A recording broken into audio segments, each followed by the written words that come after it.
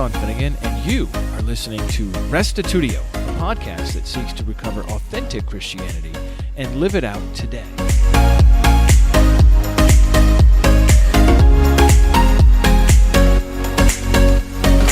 Last month, the U.S. Congress held a hearing with 3 whistleblowers who provided testimony about UFOs. Yes, I just said UFOs. No, I haven't lost my mind or started subscribing to the tabloids.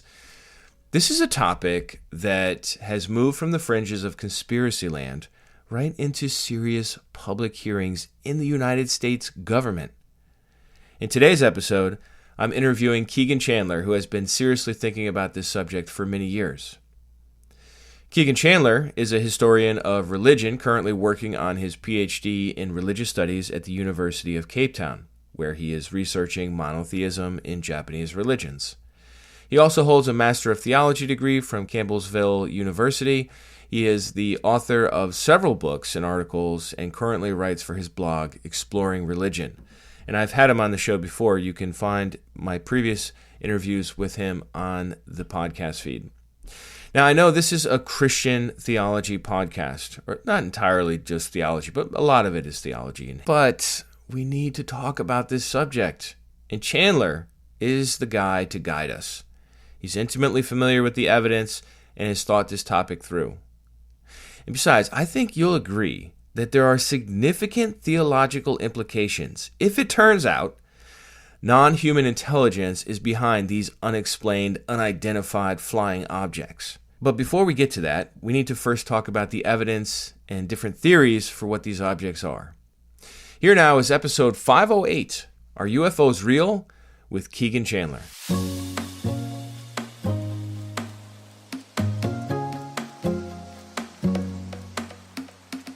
Well, welcome Kegan Chandler to Restitutio. So glad to have you on the show today. Thanks for having me, Sean. Very excited about our discussion. Today we're talking about a somewhat controversial topic. I did a little bit of a search just before the show, before we recorded, about the congressional hearing that just occurred on July 26th, just a short while ago. And I'm coming across headlines like Congressional UFO hearing shows need for more transparency, and whistleblower testifies U.S. salvaged non-human biologics. And these are major news outlets. You know, the Associated Press released a headline, UFO congressional hearing, whistleblower says U.S. concealing multi-decade program that captured UFOs. That's the Associated Press, Kegan. So there's definitely some major stuff going on in our country, in our government, and you're the one that we have to talk to about it today. I'm so happy you're here. What are UAPs? I want to begin with that question. What are UAPs and NHIs? And where do these terms come from, and why are people using them now? Can you just give us a place to get started here to understand the topic? Sure, I'm happy to, and I'll also be happy to mention that I'm not a scientist or an expert in politics or a military analyst. I'm a scholar of religion by training, a historian of religion, and I also have an interest in theology, but I've also been interested in these issues that you're referring to, which are bubbling up in the mainstream media now. I've been interested in these issues for a long time, and I feel that they have a surprising amount of overlap with subjects in my field of study. So hopefully I'll be able to provide at least an introduction to that overlap for your audience, as well as to the broader subject in general, all of which is very important in my view. So yes, let's talk about this term UAP.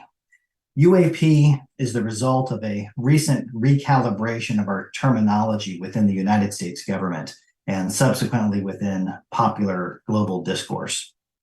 UAP presently stands for Unidentified Anomalous Phenomena, though very recently it stood for Unidentified Aerial Phenomena. And this term UAP was developed to be a replacement of UFOs, unidentified flying object, a term I'm sure we're all familiar with. Now, some can look at this rebranding cynically, that it's simply trying to evade the cultural stigma associated with the term UFOs, and that wouldn't be far off. That is part of its function. However, this rebranding or recalibration of terminology actually is a sensible idea from an analytical standpoint, in that it forces an expansion of our thinking about the phenomenon that we have in view. The term UFO described a flying object, but UAP now describes an aerial phenomena, which may or may not correspond to an actual physical object in 3D space, if you will. And the most current definition of UAP is referring not just to aerial targets, but anomalous targets is obviously even more expansive, perhaps to a fault even. And my understanding is that this expansion was performed explicitly in order for the term to be able to encompass underwater or undersea phenomena, which have also been reported and discussed within military and intelligence circles. But again, configuring the term UAP to refer to all unidentified anomalies, it does seem far too broad as a category, but that's at least a little primer on what the terminology is trying to do. It's trying to describe objects or apparent objects which have been sighted in all domains, including in the skies and in the oceans, all of which have taken on a wide variety of characteristics, but which have generally posed a tremendous challenge in terms of definitive identification. I see. And what about NHIs? Yeah, NHIs. Now, this is a newly popular and vital term required for this dialogue. NHI stands for non-human intelligence. This is a much more helpful term than aliens or ETs, I think, extraterrestrials. The term alien has in some ways lost its effectiveness as an analytical category, since its long-term use in the culture has turned it into something of a folk category, which immediately conjures images of the proverbial little green men, and also seems to be overly focused on things that don't originate here on Earth, things that are, quote, alien, as in foreign. And so for both reasons of cultural stigma and for technical reasons, the term NHI is much more helpful, as it doesn't dictate origin like the term alien or extraterrestrial seems to do. Because at this stage, we simply don't have enough information at the public level to be determinate in assigning origin. And these NHI, if they exist, could have originated terrestrially. So like the term UAP, the term NHI is deliberately broad, and therefore it's very helpful as a top-level corral for the data. And I've also found it helpful from the standpoint of the study of religion and also theology, as we'll doubtless get to later in our discussion. But there's at least a little primer for your audience on these very important terms, UAP and NHI. Okay, and so why are people taking this seriously now? You know, there have been reports of this sort of thing, these unexplained phenomena in the sky, for example, for a long time. Why is it all of a sudden now the Congress is dealing with this and people are taking it seriously? What do you think? Yeah, you're right. You're right to think of this in terms of the bigger picture, in terms of the broader story. There has been a new explosion of public interest and awareness of the increasing need to identify these anomalous objects. But it's true, this situation has been an item of American and really global interest for at least nearly 80 years, with this particular public conversation we're having now going back to at least Kenneth Arnold's famous sighting at Mount Rainier in June of 1947, and then also, of course, to the famous Roswell case in the following month of July 1947. But you are exactly right. We do need to point out that UAP, or things which would correspond to the current parlance, have been recorded by human beings for far, far longer than that. And maybe we'll get into some of that later. But the late 1940s or so might be where historians of the subject would say that the American public became acutely aware of this issue under the famous heading UFO. The call for the American government to tell people what it knows about this has been slowly increasing ever since, reaching now something of a fever pitch in this year of 2023 with its unprecedented congressional calls for the Department of Defense to disclose its information on this topic. For example, the House Oversight Committee last month, which you mentioned, which drew several witnesses and a whistleblower alleging not only the reality of UAP, as items of non-human technology, but alleging what UFO researchers have said all along, which is that some sectors of the US government, very well hidden sectors, are indeed covering up what they know about it. Of note, lately there is also in the Senate Majority Leader Chuck Schumer's sponsored bill in the NDAA. We should talk about this as well. It's tantalizingly titled the UAP Disclosure Act of 2023. So lots and lots of discussion about UAPs in our government and within popular discussion as well. Perhaps the most in a very long time, at least in our lifetime, Sean. And what people need to realize is that this has been a slow buildup behind the scenes for many, many years. I've heard some people commenting on recent discussions within the government that have become public facing. Some people view the timing of some of these goings on with great suspicion. They suspect that these discussions are something of a distraction.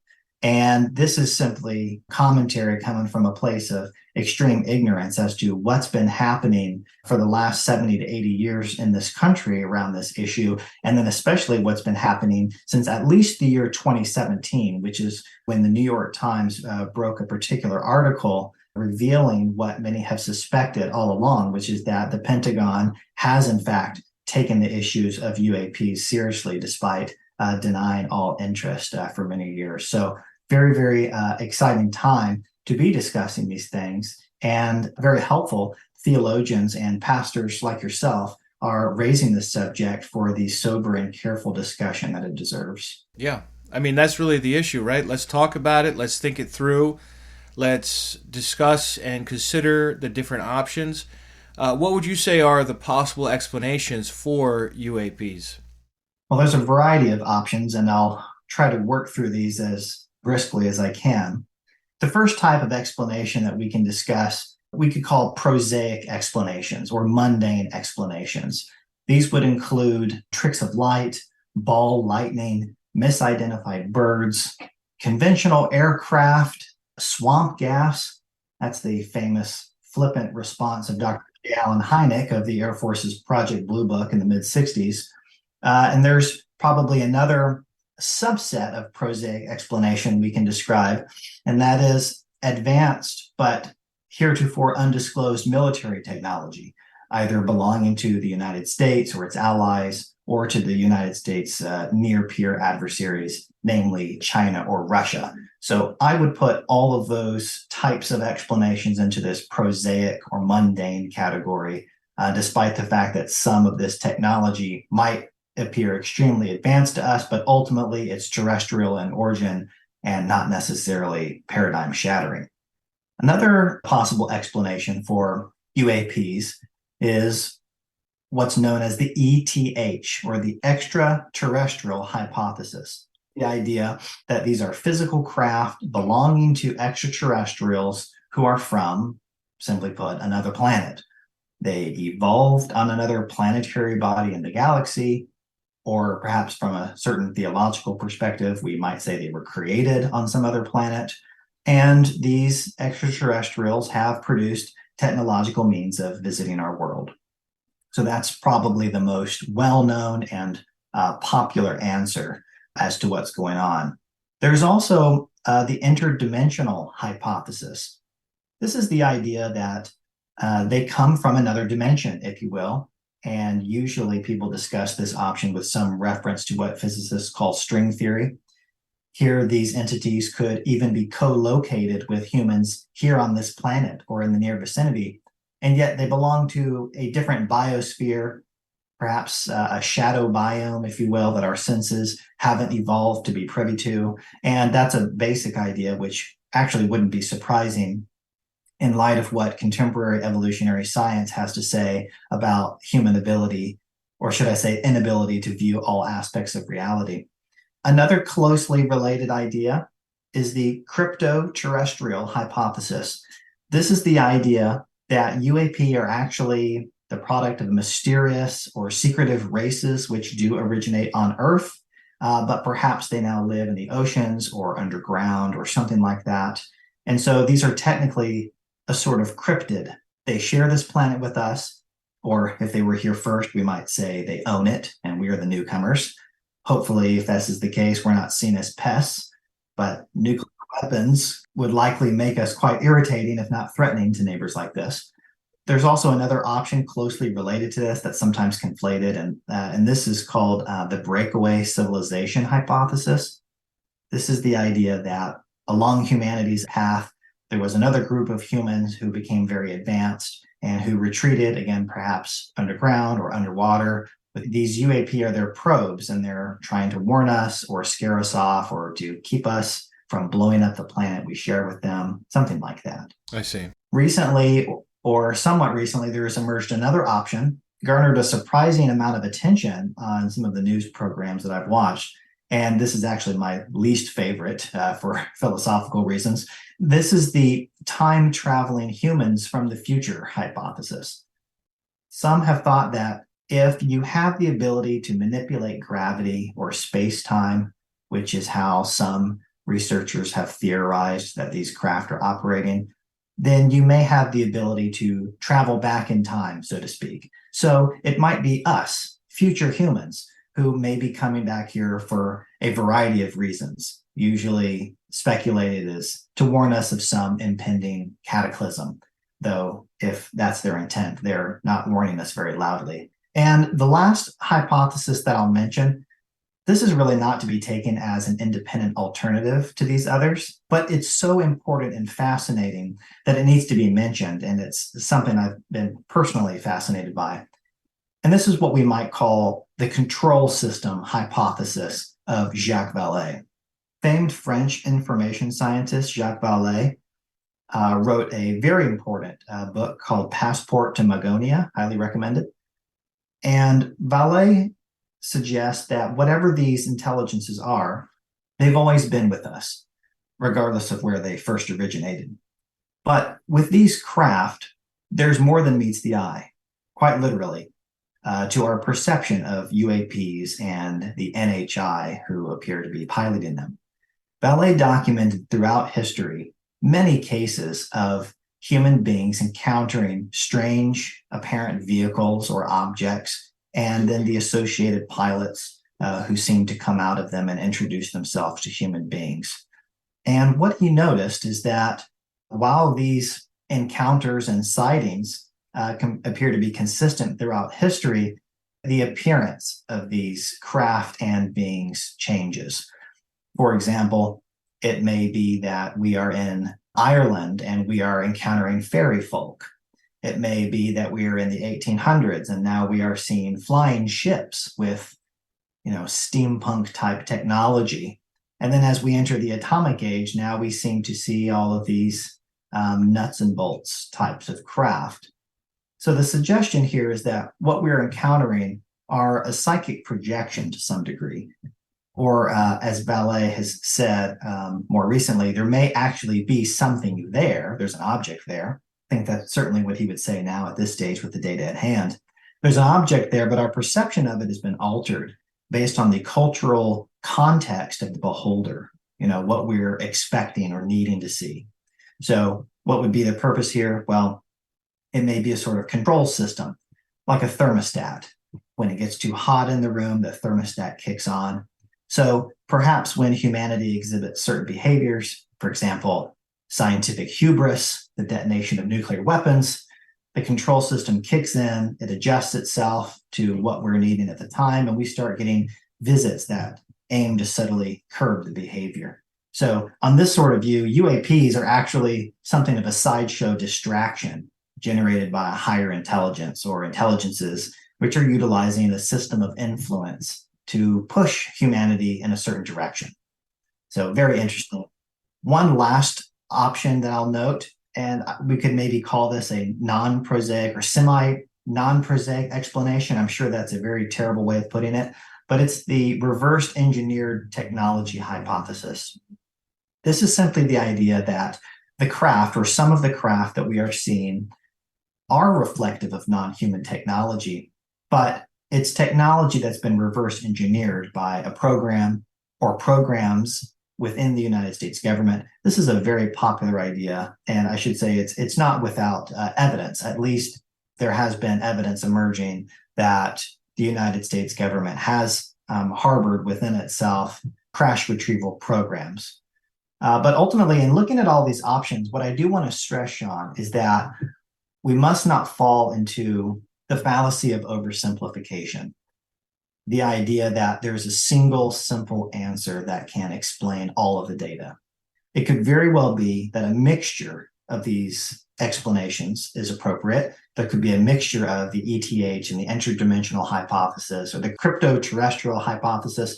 Something could have originally come from someplace else, and Earth is now a second home of sorts. If you bought a summer home in Florida, we wouldn't say you originated from there, right? But beyond that, we need to also acknowledge that we could be encountering more than one entity or group which belong to different origins.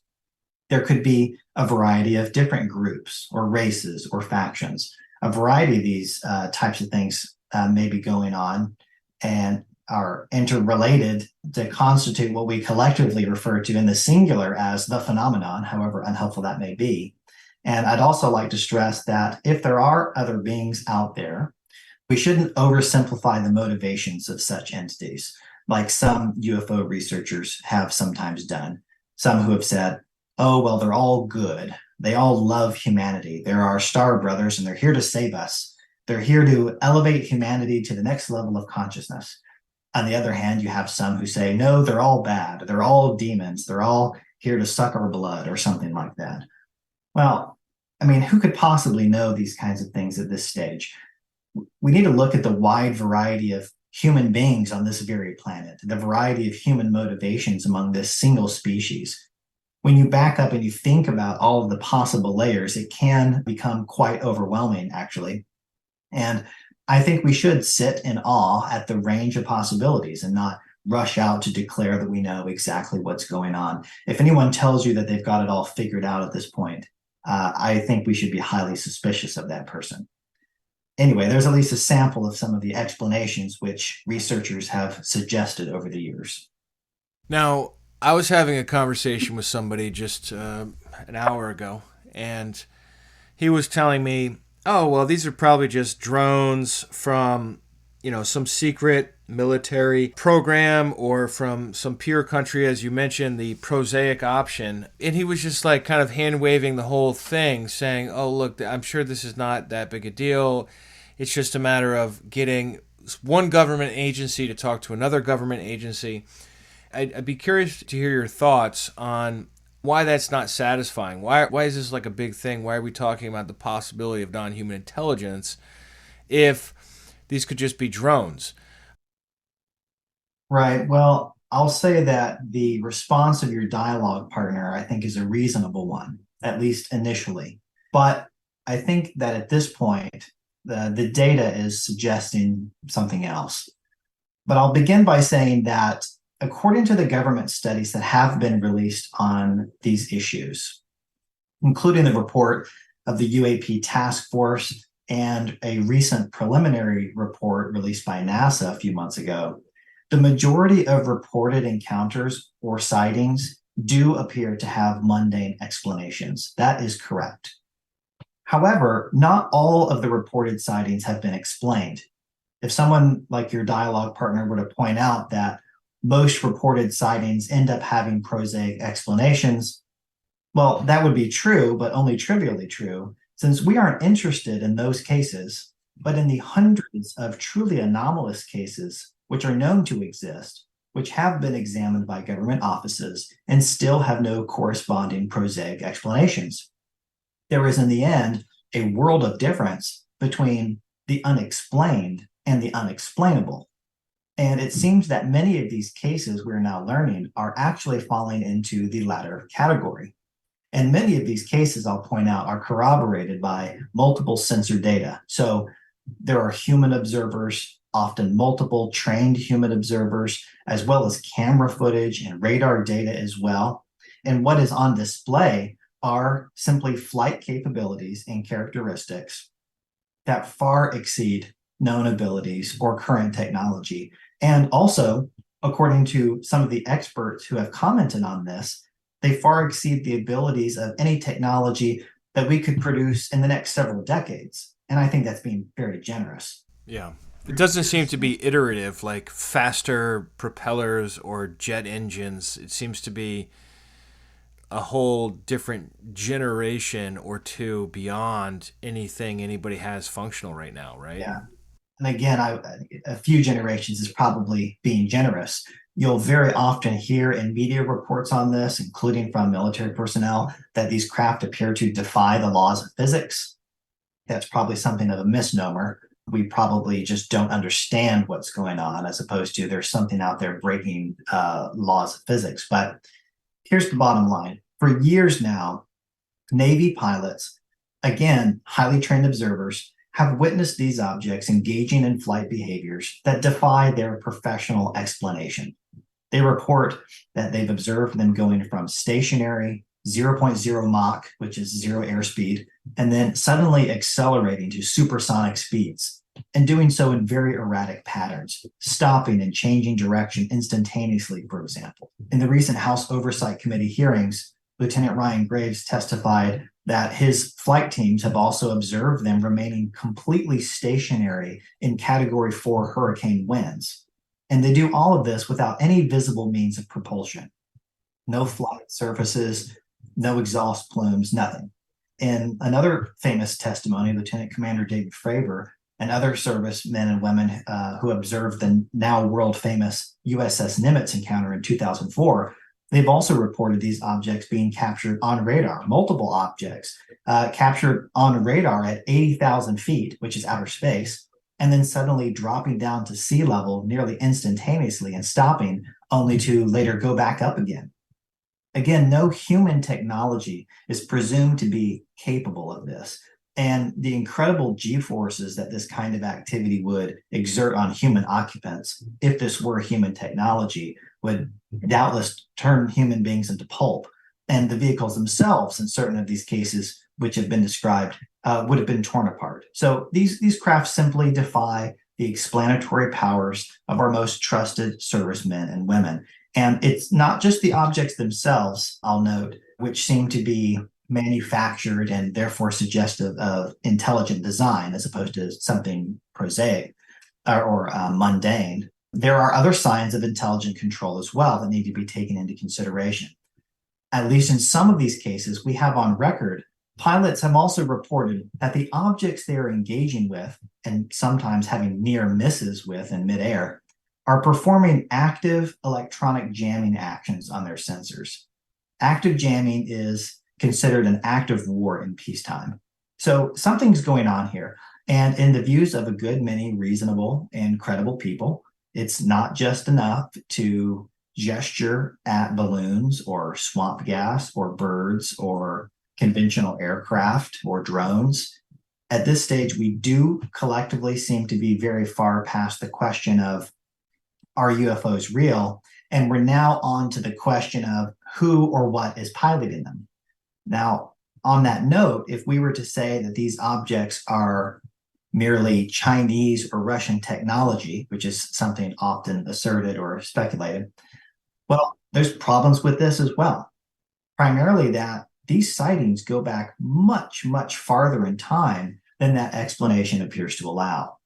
For example, in World War II, there were the famous Foo Fighters, which were tracking our pilots. And I won't get into all of the various cases, but the bottom line is that humans have reported flying objects in the skies for a very, very long time, long before the current conversation.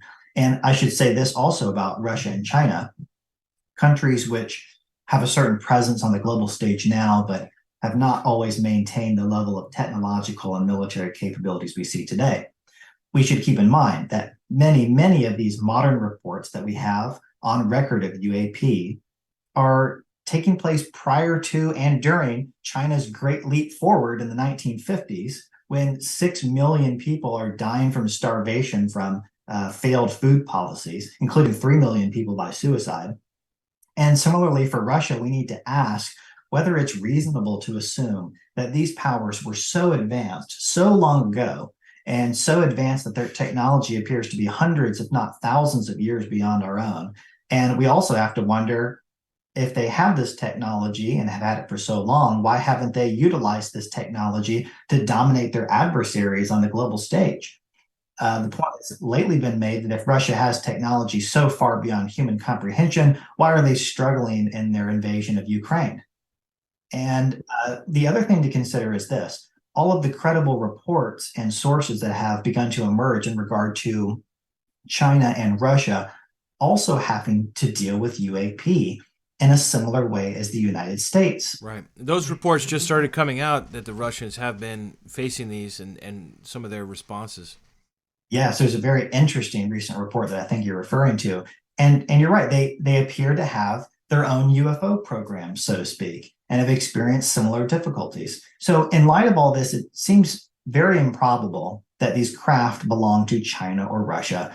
And again, that's not my opinion, but the opinion of expert military personnel and intelligence community members who have publicly considered this possibility. In fact, just recently, we've heard a lot from former Director of National Intelligence under Trump, John Ratcliffe, and he's gone on record saying that these craft do not appear to belong to our own inventory or to the inventory of our near-peer adversaries. So something to consider.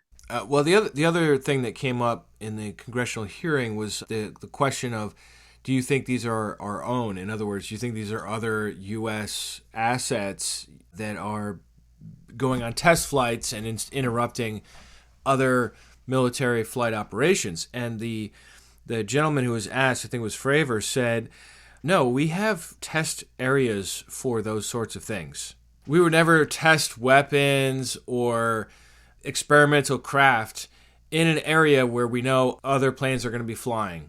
You know what I mean? Whether commercial or military. And so I thought that was kind of an interesting response to that if it is some sort of deep U.S. cover-up, what are they doing, like bumbling into random like commercial jet flight patterns or other sorts of military exercises that would be well known to them, presumably? No, it's a great point. It doesn't have all the hallmarks of what we would expect for the testing of advanced United States technology.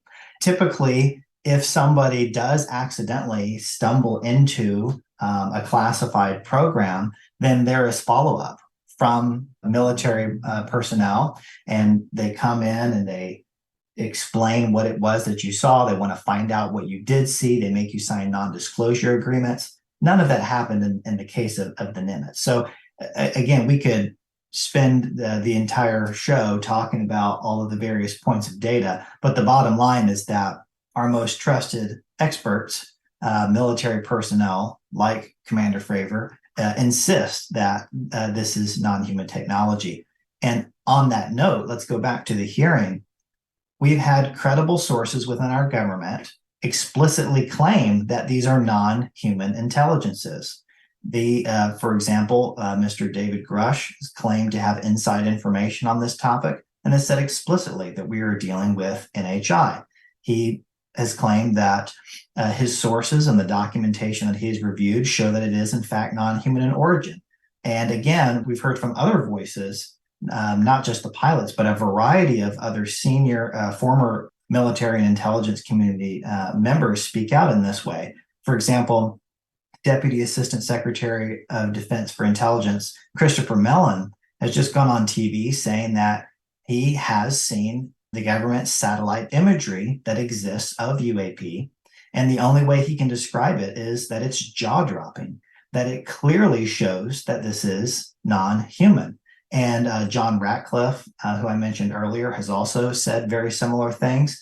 And even in the hearings, Representative Matt Gaetz has also said that this is non-human. And speaking of Congress people, one other good question to ask is why Congress, both the House and the Senate, who lately have been hearing testimony from government whistleblowers, why are they drafting language which so heavily emphasizes the non-human aspect of this technology? I do encourage everyone to read that legislation in detail. It refers many times to non-human biological evidence, i.e. alleged bodies, which may have been recovered from crash retrieval exercises, And last year's legislation, which forced the formation of the Pentagon's AARO, the Aero Office, which is a body which many people are still suspicious of, when Congress formed this office, they deliberately said that they were not allowed to focus on prosaic cases. They were interested in non-human technology. In Senator Schumer's new bill in the Senate, again, the UAP Disclosure Act of 2023, it also specifically targets the release of records on non-human technology and materials, including biological materials or non-human biologics, as it was described in the recent Oversight Committee hearing. So it's another question to ask. Why are they being so specific? They sure act like people who have seen enough to be convinced that these things are non-human. And one final thing to take into consideration here when we're thinking about why perhaps the prosaic explanation is not satisfactory is the DoD's lack of transparency on the entire issue. This may constitute in and of itself another reason to suspect something non-prosaic. Their secrecy has definitely sent a particular signal to many people that they are indeed covering up information. And not just that, but high-ranking Congress people have said this very thing. And just recently, John Ratcliffe, former DNI, just went on TV and said that the government does indeed have more information than it is sharing on this.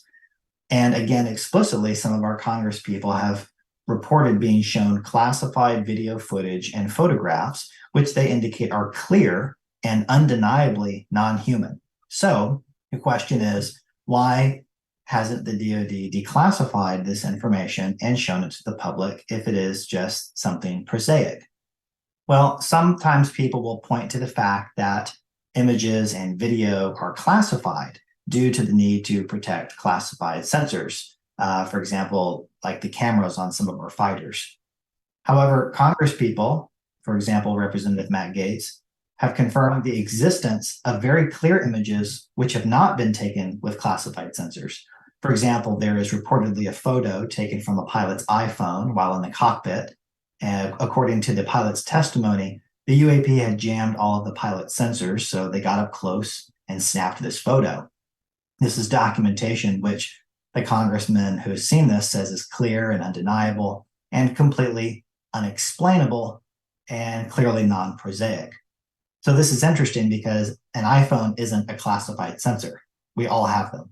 So why the extreme classification here? We would all like to see this image and the other images and decide for ourselves what it is. And there's also the fact of the apparently contradictory statements that are being issued by the DoD, which are a cause for concern about transparency and ultimately are very suspicious. For example, Dr. Kirkpatrick, who I just mentioned, head of the now controversial AARO department, on the one hand, he says he's seen no evidence of non-prosaic or non-human technology, no evidence of unexplainable maneuvers, nothing. But then, at a NASA press conference recently, he says that his office has documented reports of metallic orbs that are all over the world exhibiting extraordinary flight characteristics, including remaining completely stationary in the air with no visible means of propulsion, and also going speeds of up to Mach 2. And all of this has been corroborated by multi-sensor observations. Now, a sphere is a pretty terrible design for supersonic flight if it's human technology, but perhaps not if it's designed by non-human physicists. So on the one hand, we have the message, don't worry, there's no evidence, there's nothing here. And on the other hand, we have all of this.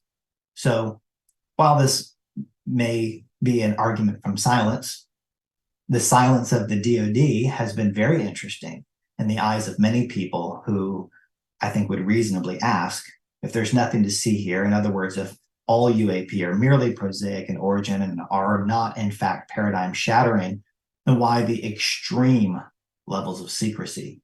Why also the contradictions? Why do the different sectors of our government appear to be battling each other over the release of this information or its non-release? Again, this doesn't constitute proof of anything. but it does fit very well with the hypothesis that there is something special going on. And so, for all of these reasons, and doubtless others, any of the other non-prosaic hypotheses have continued to look very interesting as interpretive options to many people, however outlandish they may seem at first. All right, well, let's move on to the non-human intelligence option. Let's just, for a moment, assume that's what's going on here. I think a lot of Christians or people of other faiths are resistant to this idea, and there's maybe some concern about what it would mean for our faith if these, unexplained aerial or anomalous phenomena did turn out to be non-human in origin. As a student of religion, why do you think people are negative about it, as far as their religious beliefs go? Yeah, this was a great question, Sean, and a very important topic. We do hear and have heard that news of aliens would somehow negatively affect religion on planet Earth. And I would begin by saying that this is probably something that's been said on the verge of other scientific discoveries in human history. And it's clear that there is a potential for system shock that should be discussed. Or as one of the recent UAP whistleblowers, David Grush, has put it, the ontological shock that easily travels with this topic is something to take seriously. Certainly, all human institutions, scientific, political, academic, all of them would be forced to adapt to varying degrees and in different ways to this new reality if it were widely confirmed. And certainly some paradigms would need to be tossed out. And all of this wouldn't happen without a great deal of stress for many people. But the question is whether religions are especially prone to shock, and in such a way that they would be fundamentally undermined or immediately abandoned in droves. I'll note that while so-called Eastern religions, like the many forms of Buddhism or Hinduism, or the Japanese or Chinese religions, which are in my area of research, these are sometimes assumed to be better positioned theologically to deal with the advent of NHI, or the idea of life on other worlds. Whereas scholars of religion or sociologists interested in all of this tend to project greater concern onto the Abrahamic faiths of Islam, Judaism, and Christianity. And that's because these religions are often considered highly anthropocentric religions. They place a relatively higher emphasis on ideas like the centrality and primacy of human beings. That's clear in the case of Christianity, certainly, with even Catholic and mainline Protestant theology even holding that the God of the universe is now a human being in some sense. But in the end, the data doesn't suggest that religions would be immediately undermined if extraterrestrial life were validated, even Christianity or the other Abrahamic faiths. A lot of thinking has actually been done on this in both the sciences and the social sciences and the humanities. SETI researchers, some of them have concluded that the discovery of ET would likely not make as dramatic of an impact on religions and on society in general as one might initially think. In fact, recently I saw a rather hilarious image that was being shared on Twitter.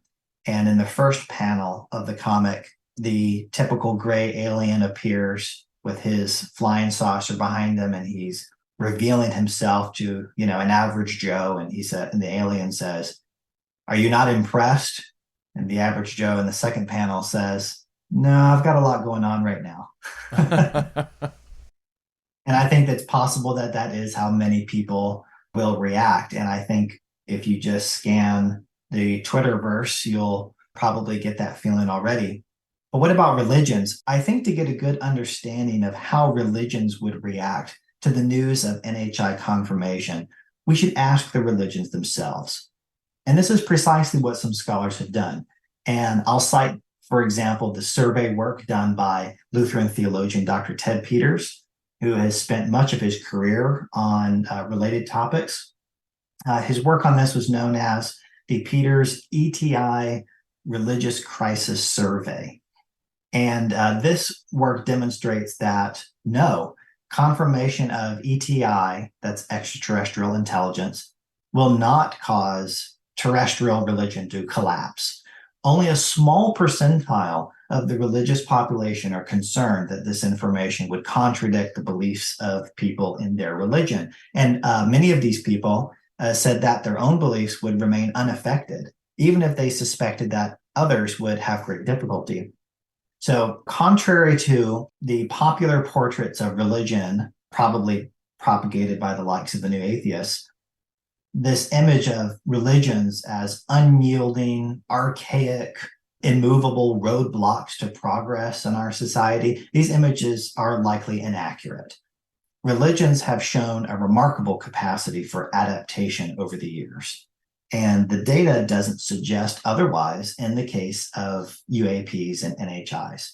We have, for such a long time, heard that this or that scientific discovery is going to destroy religions, but religions have been very resilient. Even Christianity, as new scientific paradigms have emerged that have included discoveries like heliocentrism, evolution, religion remains. And I think it's here to stay, especially in light of the fact that rather than merely some protectionist reaction, I think there are compelling ways of theologically interpreting the presence of NHI that have already begun to emerge within many of our planet's religious traditions. So I think there's more than enough hope for the future. Well, we're going to have to cut off our conversation here. Believe me, Chandler has much more to say about the subject, and we'll do a part 2 where he can talk about the theological implications and working these things out.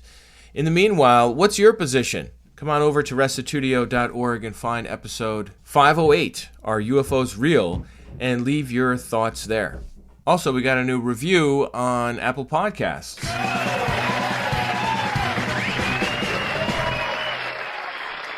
Brian Fantano writes in, I'm happy to have stumbled across this podcast. I've learned many great things. Most importantly, I've mustered the courage to share these truths with my friends and coworkers. I work at a local news station where many are left-leaning, but I still share small tidbits from Sean's show. 60% of the time, Sean is inspiring every time. Thanks again, and keep up the good work. Thanks so much, Brian, for writing in and for the 5-star rating. Really does help. And I'm glad that you're mustering the courage to talk to some coworkers. In about 2 weeks, we're going to have an episode on hospitality evangelism, which you may be interested in particular as a strategy for getting to know people and to be able to share your faith with them in a natural way. I don't know if that would be applicable to your situation or not, but I do recommend it, and certainly the best book on that is Rosaria Butterfield's The Gospel Comes with a House Key book, which I absolutely adore. So thanks for writing in. That's going to do it for us for today. Stay tuned for next week for some exciting theologizing around the topic of non-human intelligence and aliens and non-human beings of all different types. So that'll be interesting. If you'd like to support us, you can do that at our website, restitutio.org. We'll catch you next week. And remember, the truth has nothing to fear.